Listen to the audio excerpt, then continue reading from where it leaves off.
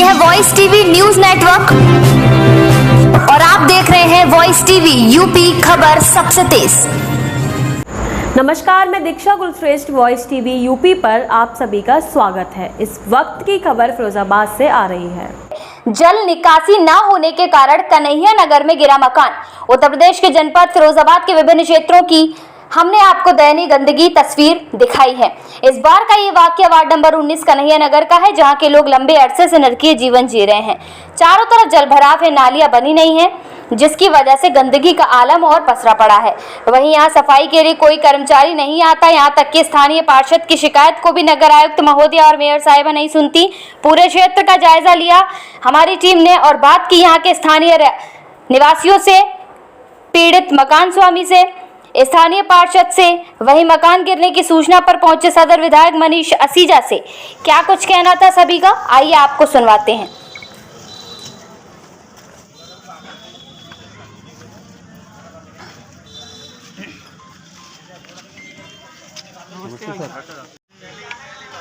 आधार card हो तो आधार card की फोटो मार लो आधार कार्ड की।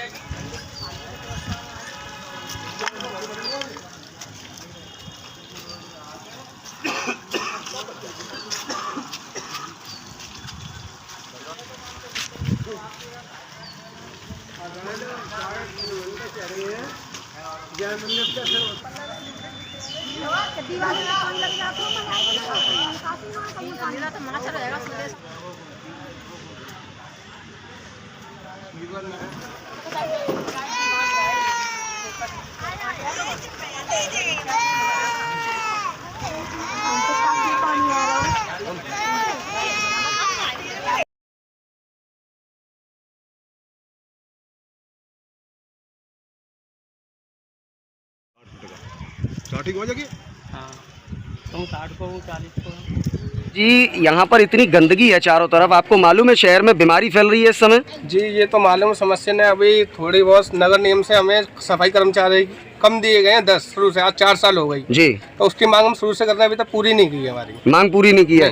तो मेयर साहिबा, नगर आयुक्त महोदया, क्या उनको समय नहीं है यहाँ इस वार्ड में दिक्कतें देखने का? अभी समस्या, हम तो अपनी समस्या रखते हैं, उनको ही समय नहीं मिल रहा। तो मतलब आप क्या प्रावधान है, जब हम तो जाते हैं, हमारे पास लेटर भी रखे हैं, कोई हमारी वहाँ पर सुनवाई नहीं हो रही, तो हम क्या करें इसमें? मतलब आप अपनी वार्ड की समस्या को उनके समक्ष रखते हैं, लेकिन वो सुनते नहीं है। नहीं सुनने। क्या कहते हैं नगर आयुक्त महोदय और क्या कहती है मेयर साहिबा? कर्मचारी तो ये 10 कर्मचारी हमारे क्षेत्र में कम है, कम से कम 5 किलोमीटर का क्षेत्र है। यहाँ से छनवाइट पुल से लेके आसा फाटक मोती नगर एक ही वार्ड नंबर 19 है, जो 5 किलोमीटर का है। तो आपने जब नगर आयुक्त महोदया ने और मेयर साहिबा ने नहीं सुनी, तो क्या इस पूरे मामले को लेकर आपने डीएम साहब को अवगत कराया?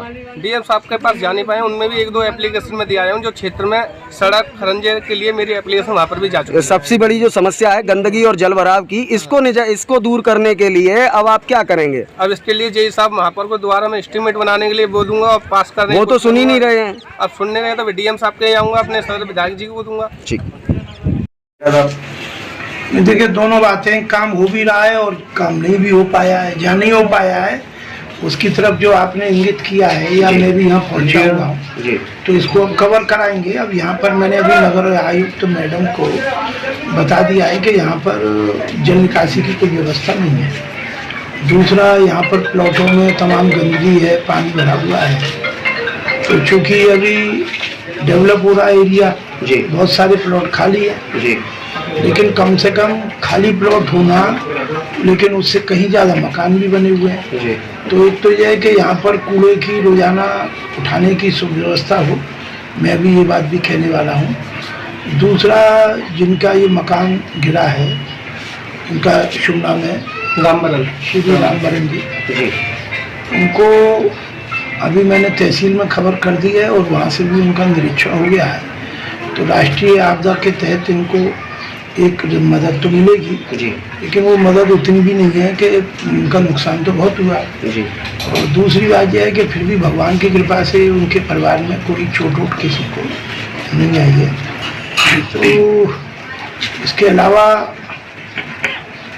देखिए, इस वक्त जो है परिस्थितियाँ इस प्रकार की हैं कि नगर निगम प्रशासन को मैं लगातार इस बात के लिए इंगित कर रहा हूँ कि ऐसे क्षेत्र जहाँ पर काम की सर्वाधिक आवश्यकता है और जिसके अभाव में वहाँ पर बीमारी फैल सकती है, मकान गिर सकते हैं, ऐसे एरियाज को सर्वोच्च प्राथमिकता को प्रदान करते हुए उसमें मूलभूत अवस्थापना यानी बेसिक इंफ्रास्ट्रक्चर माने कि अभी नाली, जल निकासी और सड़क अगर एक बार को पुरानी वाली भी है तो अगली बार बन जाएगी, बरसात के बाद बन जाएगी, लेकिन यहाँ से अगर जल निकासी नहीं होगी तो काम ही नहीं चले जी। तो वो भी अगर बजट की कमी हो तो, क्योंकि अभी तो पर्याप्त बजट है, उसमें बस हमें चयनित करना है क्षेत्रों को कि कौन सी जगह पर काम हमारा आवश्यक है। सर यहाँ का स्थानीय पार्षद तो कह रहा है कि उसी की बात नहीं सुनी जाती, उसे सफाई कर्मचारी नहीं दिए जा रहे हैं, तो फिर कैसे होगा विकास? अब देखिए, ये जिन लोगों के बीच का प्रकरण है उसमें मैं कुछ बोलूँगा जी तो मैं चूँकि विधायक हूँ तो मैं अनावश्यक रूप से आरोपित हो जाऊँगा।